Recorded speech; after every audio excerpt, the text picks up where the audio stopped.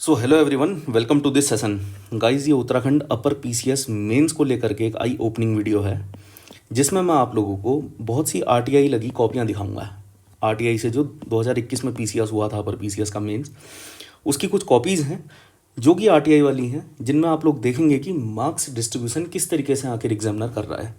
देखो गाइस, पहली इंपॉर्टेंट चीज़ है सिलेबस। अगर आप लोगों ने सिलेबस कंप्लीट कर लिया तो बिलीव मी, आपका पूरे के पूरे क्वेश्चन सिलेबस से ही आएंगे।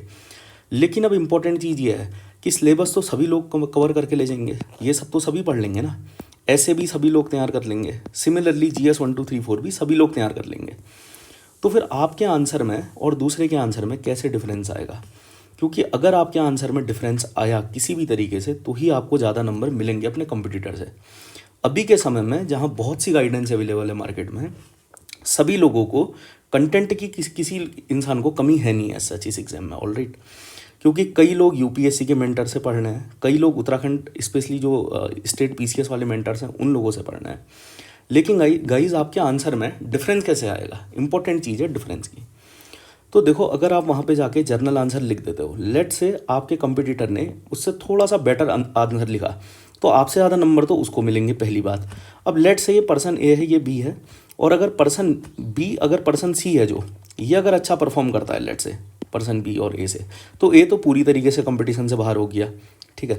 और सी के बाद भी यहाँ एक पर्सन डी भी होगा जो इससे अच्छा परफॉर्म कर रहा होगा, क्योंकि अल्टीमेटली वहाँ पे सिर्फ ये चीज़ डिपेंड करती है कि आपने आंसर में क्या लिखा है। पहली चीज़, आपके आंसर का स्ट्रक्चर कैसा है। दूसरी चीज़, क्योंकि एग्जामिनर की भाभी बहुत टाइम नहीं है कि वो 3 3 घंटे लेके आपकी कॉपी पढ़े वहाँ पे। ऑलराइट, तो स्ट्रक्चर बहुत बहुत ही ज़्यादा मैंडेटरी है गाइस। अगर आपको इस एग्ज़ाम को निकालना है तो आपने स्ट्रक्चर पे ही ध्यान देना पड़ेगा। दूसरी चीज़, कंटेंट पे आप क्या लिख रहे हो, कितने वैल्यूएबल आपके फैक्ट हैं। ऑलराइट, अब देखो गाइस, तो सिलेबस तो सब कंप्लीट करेंगे। लेट से कि क्वेश्चन आया था, ये 2021 की एक आरटीआई वाली कॉपी है जिसमें कि क्वेश्चन था व्हाट इज़ ग्लोबलाइजेशन। ऑलराइट, तो इसने लिखा था answer, the interconnection of different geographical locations and nationalities to meet the mutually beneficial goods through effective collaboration is called globalisation. Alright, types भी उसके लिख दिए थे, लेकिन इस बंदे को 5 में से 0 नंबर ही दिए गए हैं। ये 50 वर्ड्स का एक क्वेश्चन था जो कि आपका 5 मार्कर था। ऑलराइट, तो 0 नंबर भी दे रहा है एग्जामिनर, आप देख सकते हैं। इस आंसर में 1 नंबर, आधा नंबर कुछ ना कुछ तो दिया जा सकता था डेफिनेटली। अगला क्वेश्चन है prime objective of NITI Aayog. Again अगर आप इसमें देखेंगे मार्किंग, तो उसने लिखा है कि एक थिंक टैंक है, कोऑपरेटिव फेडरलिज्म को इंश्योर करता है, localisation of SDG, distinct area development, women empowerment, creation of strong states toward better strong nation. यहाँ पे भी 5 में से 0 नंबर ही दिए गए हैं स्टूडेंट को। तो आप लोग देख सकते हैं कि अगर आप वहाँ कुछ भी लिख के आओगे तो आपको नंबर नहीं मिलेंगे। आपको नंबर मिलेंगे उसी चीज़ के जब आप अपने आंसर को अच्छी तरीके से लिखोगे, वाकई में एड्रेस करोगे क्वेश्चन की डिमांड को। ऑलराइट, तो अगेन गाइस, अगर हम इसमें और क्वेश्चन भी देखें, how sex ratio affect the development of a country. इन्होंने लोअर सेक्स रेशियो होगी तो ये होंगे, हायर होगी तो ये होगी, और यहाँ पे कुछ मनुस्मृति का कोड भी लिखा हुआ है जिसमें अगेन इन्हें 5 में से 0 नंबर दिए गए हैं। तो आपको ये बात समझ में आनी चाहिए कि आंसर राइटिंग कितनी इंपॉर्टेंट है और आंसर का स्ट्रक्चर कितना इंपॉर्टेंट है।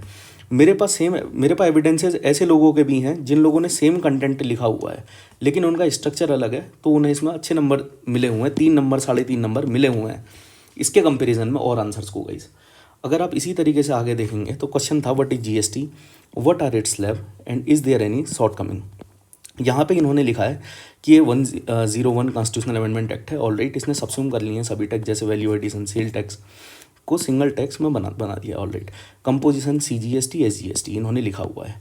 उसके बाद स्लैब्स इन्होंने लिखे हुए हैं, हालांकि गलत हैं, लेकिन इन्होंने रिसेंट में सुप्रीम कोर्ट ने के जजमेंट भी लिखे हुए हैं कि उन्होंने कहा कि आर्टिकल 246 में जीएसटी जो है ये सेंटर और स्टेट दोनों को पावर है जीएसटी रूल्स को अमेंड करने की। उसके बाद आर्टिकल 279 भी लिखा जिसमें जीएसटी डिस्प्यूट सेटलमेंट बॉडी के बारे में इन्होंने लिखा। ऑलराइट, उसके बाद इन्होंने स्पिरिट ऑफ कोऑपरेटिव फेडरलिज्म भी लिखा है, जीएसटी काउंसिल के बारे में इन्होंने लिखा हुआ है यहाँ पे, ठीक है। शॉर्ट कमिंग्स वगैरह लिखी हैं, और शॉर्ट कमिंग है इनकी fuel, petroleum, liquor outside the preview of GST. Alright, फिर इन्होंने यहाँ पे फिर कोटेशन वगैरह से आंसर ख़त्म कर दिया है। अगर आप इसी आंसर को देखेंगे तो ये 125 वर्ड्स का है जो कि 8 मार्कर क्वेश्चन है। अब 8 मार्कर में गाइस इनको 8 में से 2 ही नंबर मिले हुए हैं बिकॉज ऑफ पुअर स्ट्रक्चर। इतने कंटेंट से आप बहुत अच्छा आंसर भी लिख सकते थे। ऑलराइट, तो 8 में से 2 नंबर यहाँ पे इन्हें दिए गए हैं। अगला क्वेश्चन था what is credit control, qualitative method of credit control बता दो। तो यहाँ पे इन्होंने लिखा हुआ है कि ये मॉनेटरी पॉलिसी आरबीआई की है to control the vulnerability of currency and ensure market stability. Alright, यहाँ पे इन्होंने मेथड लिखे हुए हैं। इसमें इन्होंने लिखा है CRR, SLR, bank rate, repo rate, reverse repo rate, फिर LAF, MSF, credit rationing, marginal requirement, moral suasion, direct auction. फिर यहाँ पे इन्होंने कंक्लूजन भी लिखा हुआ है। अगेन इन्हें 8 में से 2 नंबर दिए गए हैं गाइस। ऑलराइट, अगर आप इनके और आंसरों को भी देखेंगे तो भी आपको सिमिलर चीज़ें देखने को मिलेंगी। अगर हम थोड़ा आगे चलें और इस कॉपी को देखें, एक्सप्लोर करें, तो जैसे ये क्वेश्चन है budget, silent feature of government of India budget 23-24।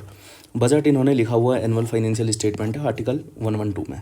Significance लिखी हुई है इसकी, अमृतकाल का बजट है, 100 year of Indian independence. Commitment है eradication anaemia. Alright, guiding principle Saptarishi के हैं जिसमें youth, financial inclusion, inclusive development, logistic and multi modal connectivity, infrastructure, green energy और unleashing the potential 7 cornerstone है to guide India's economic policy, इन्होंने लिखा हुआ है। फिर इन्होंने टैक्स स्लैब जो चेंज हुआ है उसके बारे में लिखा हुआ है, इकोनॉमिक इंडिकेटर्स वगैरह लिखे हुए हैं। उसके बाद एस्पिरेशंस क्या हैं बजट के, इन्वायरमेंट को इम्प्रूव करना है, इंफ्रास्ट्रक्चर डेवलपमेंट करना है, एम्प्लॉयमेंट जनरेट करना है, जेंडर जस्टिस पे काम करना, कमिटमेंट ऑफ COP 27 कंप्लीट करनी है। मेजर एट्रीब्यूशंस इन्होंने लिखे हुए हैं, PM Pranab mystery Vishwakarma, green energy, multi modal logistic park, PM कौशल विकास योजना 2.0, विवाद से विश्वास स्कीम। मतलब आप फैक्ट बहुत देखेंगे इनके आंसर में। और ये जो क्वेश्चन है एक्चुअली ये 250 शब्दों का है जो कि 16 मार्कर था उस टाइम पे। अब देखते हैं ना 16 मार्कर में कितने मार्क्स मिले हुए हैं। फिर इन्होंने वे फॉरवर्ड वगैरह भी लिखा है और यहाँ पे कीवर्ड्स का यूज़ भी किया ही हुआ है। और अगेन एक कुमाऊनी जो कोटेशन है सिंह है उससे आंसर को कंप्लीट किया हुआ है। 16 में से 5 नंबर इन्हें मिले हैं गाइस। ऑलराइट, 16 में से 5 नंबर मिल रहे हैं। इन लोगों का सिलेक्शन नहीं हो सकता इस एग्ज़ाम में क्योंकि ये बहुत कम नंबर है। सिमिलरली अगर आप दूसरी कॉपी भी देखेंगे तो इसमें है कि व्हाट इज़ मनरेगा, how is it different from earlier policies, could it achieve its objective in the state of Uttarakhand, if not then why discuss. ठीक है, ये 250 शब्दों का है यानी कि ये 16 मार्कर का क्वेश्चन है। इन्होंने लिखा हुआ है यहाँ कम्प्लीटली कि मनरेगा भारत सरकार की ग्रामीण विकास की एक बृहद योजना है जिसे विश्व की सबसे बड़ी ग्रामीण विकास की योजना माना गया है। उसके बाद इन्होंने यहाँ पे देखो कितने फैक्ट लिखे हुए हैं कि वर्ष इतने में इतने जिले वगैरह आप देख रहे होंगे 10 दिन। इस आंसर को आप पढ़ सकते हैं। इसका विस्तार संपूर्ण भारत में कर दिया गया। फिर ये अक्टूबर ये वगैरह जो भी इन्होंने लिखा हुआ है पहले की नीतियों से कैसे भिन्न है इन्होंने अगेन इसमें पॉइंट वाइज देख सकते हैं आप आंसर को करा है। फिर अगेन इन्होंने इसकी अभी जो प्रेजेंट स्थिति है उसके बारे में यहाँ पे डिस्कस किया है। इन्होंने देखो क्लियर कट डिस्कस किया हुआ है। फिर यहाँ कंक्लूजन लिखा हुआ है। 16 में से गाइस इन्हें सिर्फ 3 नंबर दिए गए हैं। 16 में से 3 नंबर इन्हें गाइस दिए गए हैं। ऑलराइट, अगर आप इसके में फैक्ट को चेक करेंगे तो इन्होंने ये फैक्ट लिखा हुआ है। ठीक है, उसके बाद इन्होंने बहुत से फैक्ट इस आंसर में लिखे हुए होंगे, जैसे ये एक फैक्ट है। फिर कुछ कमिटीज़ के नाम भी लिखे होंगे, इसको आप पढ़ सकते हैं आंसर को। तो गाइज इतना लिखने के बाद भी वहाँ पे मार्क्स नहीं दिए जा रहे हैं। ऑलराइट, 16 में से सिर्फ 3 नंबर इन्हें मिले हुए हैं तो इनका सिलेक्शन इसलिए शायद नहीं हुआ होगा।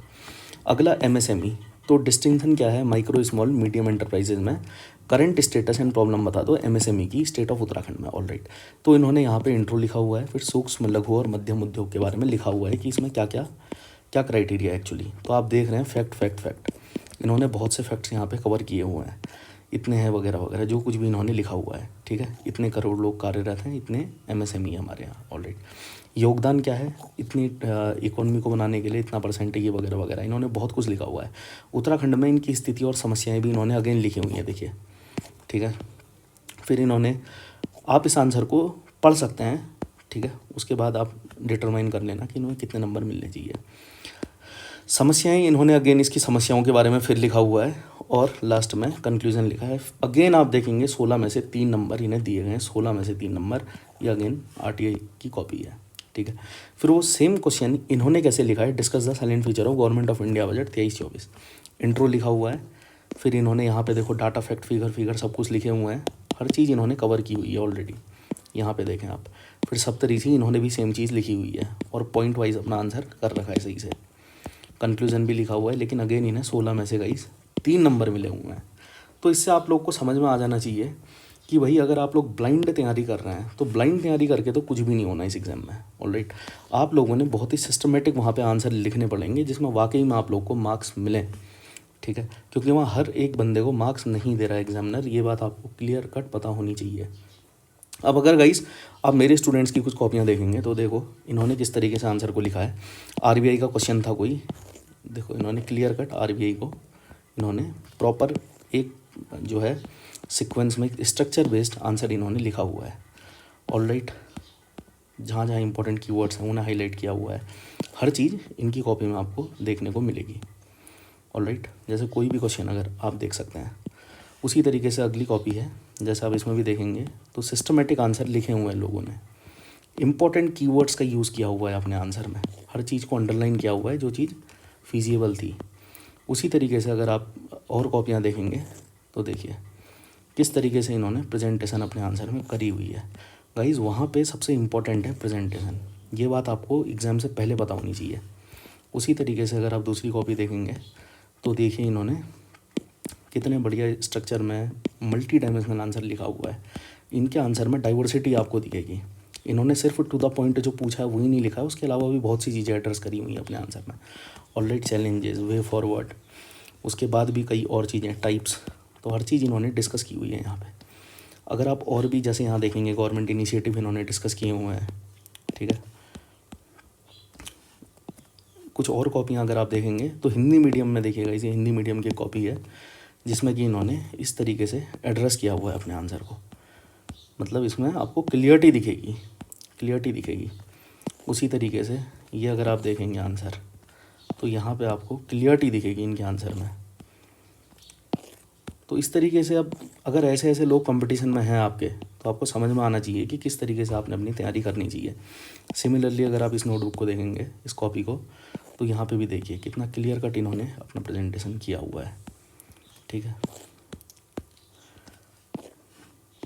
उसके बाद अगर और कॉपीज़ में मैं आपको शोकेस करूँ तो अगेन आप देखेंगे ये पूछा गया था क्वेश्चन, तो देखिए इन्होंने कितनी अच्छी तरीके से इस आंसर को इन्होंने एड्रेस किया हुआ है। ठीक है, डायग्राम्स हैं, हाईलाइटेड पॉइंट्स हैं, डाइवर्सिटी है आंसर में सबसे इम्पोर्टेंट चीज़। देखिए डायग्राम्स आपको हर चीज़ देखने को मिल रही होगी इनकी कॉपीज़ में। अगर एक और कुछ और कॉपियाँ मैं आपको दिखाऊँ तो देखो गाइस कितना क्लियर काम इन्होंने किया हुआ है। ठीक है, हर चीज़ दिख रही है एक्चुअली आंसर में, हमें कुछ ढूंढने की ज़रूरत नहीं पड़ रही आंसर में कि कहाँ पे क्या चीज़ लिखी हुई है। उसी तरीके से अगर और कॉपी आप लोग देखेंगे तो देखिए इन्होंने किस तरीके से अपने आंसर को लिखा हुआ है। तो गाइज़ ये आपका कंपटीशन है। अगर इस लेवल में आप अपने आंसर को लिख सकते हो तो ही आपको कहीं ना कहीं नंबर एग्ज़ाम में मिलेंगे। तो सबसे इम्पॉर्टेंट चीज़ अगर मैं बात करूँ इस एग्ज़ाम में, जो मुझे लगता है कि बहुत इम्पॉर्टेंट है, वो है आंसर राइटिंग। पहली चीज़ है आंसर का स्ट्रक्चर। अगर आपके आंसर का स्ट्रक्चर अच्छा है तो ही कहीं ना कहीं आपको वहाँ पे नंबर मिलेंगे। अगर आप वहाँ पे ब्लाइंड चीज़ें लिख करके आएंगे तो आपको मार्क्स भी ब्लाइंड ही मिलने वाले हैं। इस बात में आपको श्योर होना पड़ेगा। आंसर का स्ट्रक्चर सबसे इम्पॉर्टेंट चीज़ है, यानी कि प्रेजेंटेशन जिसे लोग बोलते हैं। उसके बाद जो इम्पोर्टेंट चीज़ है गाइस, इसमें आपका जो है आंसर राइटिंग। उसके बाद आपने आंसर राइटिंग करनी ही है, क्योंकि देखो मैं ये बात नहीं बोल रहा, लेट से कोई एक आदमी है ए, कोई है एक आदमी बी। ऑलराइट, एक ऐसा आदमी है जो बिल्कुल फ्रेशर है और जिसने कंटेंट याद किया हुआ है, जिसको आंसर राइटिंग फ्रेमवर्क एक्चुअली पता है, जिसको स्ट्रक्चर पता हुआ है आंसर को कैसे लिखते हैं। अगर ये अपना पहला ही पेपर रियल एग्ज़ाम कोई लिखाता है, रियल एग्ज़ाम पहला पेपर लिख के आता है वहाँ, तो इसका भी सिलेक्शन हो जाएगा। और लेट से आदमी बी है, इसने बहुत सी टेस्ट सीरीज़ें लिखी हुई हैं और ये वेटरन आदमी है, तो इसका भी हो जाएगा, इसमें कोई दिक्कत है नहीं। लेकिन इम्पॉर्टेंट चीज़ है कि आपको पहले फ्रेमवर्क पता होना चाहिए, तभी कहीं ना कहीं आप आंसर को लिखेंगे। आंसर स्ट्रक्चर सबसे इम्पॉर्टेंट है, फिर आपने करनी है आंसर राइटिंग। इन चीज़ों को करने के लिए देखो, आंसर स्ट्रक्चर के लिए तो आपको मेंटरशिप की ज़रूरत पड़ेगी डेफिनेटली, वरना किसी और के एक्सपीरियंस को यूज़ करोगे इस एग्ज़ाम को निकालने के लिए। अगर आप खुद से ही बैठोगे ये सब रिसर्च करने के लिए तो आपको बहुत टाइम लग जाएगा, आपके पास टाइम है नहीं। दूसरी चीज़, आंसर राइटिंग के लिए आपको कंटेंट की ज़रूरत पड़ेगी। अब आंसर राइटिंग के लिए सीधी सी बात है, आपने जिस तरीके से अपने नोट्स बनाए हुए होंगे वही चीज़ आप रेप्लिकेट करोगे एग्ज़ाम हॉल में। ठीक है, जो आपकी हैबिट होगी, आप अपनी हैबिट को लेकर के जाओगे एग्ज़ाम हॉल के अंदर। और जहाँ अब हो सकता है किसी की हैबिट सही हो, अच्छी हो, किसी की गलत हैबिट हो, गलत तरीके से चीज़ों को पढ़ा हुआ है ना। पहले तो एक्चुअल में आपको पता होना चाहिए आपके नोट्स बनेंगे कैसे। नोट्स कभी भी बनाने अगर होते हैं तो नोट्स मल्टी डायमेंशनल बनते हैं। पहली चीज़, नोट्स मल्टी डायमेंशनल होते हैं, नोट्स में इंपॉर्टेंट कीवर्ड्स होने चाहिए और बहुत इंपॉर्टेंट डाटा फैक्ट फिगर होना चाहिए आपके पास। इंपॉर्टेंट की बात मैं कर रहा हूँ, डाटा फैक्ट फिगर। जैसे कि अभी इंडिया का जो फूड सब्सिडी बिल है वो 2.18 लाख करोड़ पहुँच गया है। ये एक ऑथेंटिक डाटा है, समझ में आ रहा है ना।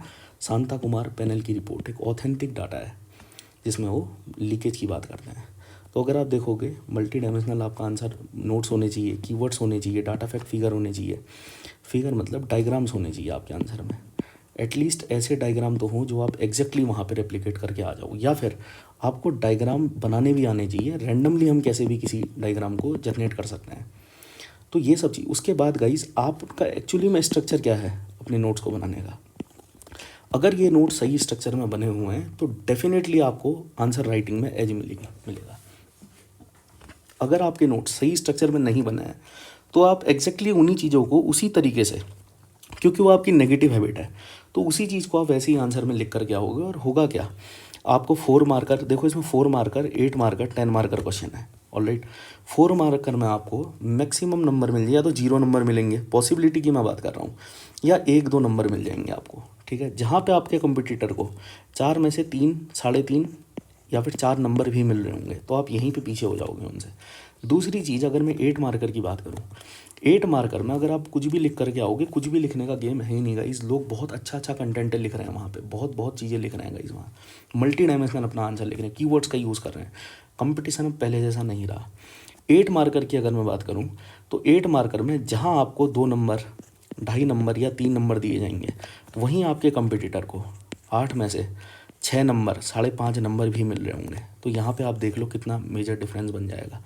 सिमिलरली 10 मार्कर में अगर आपको 2.5 नंबर, 3 नंबर, 3.5 नंबर मिल रहे होंगे, वहीं दूसरी तरफ आपके जो कंपटीटर है आपका, उसे 6.5 नंबर, 6 नंबर, 7 नंबर भी मिल रहे होंगे। तो आप देख लो कि उनसे हम कितने पीछे हो सकते हैं अगर हमने सही आंसर राइटिंग फ्रेमवर्क को नहीं समझा।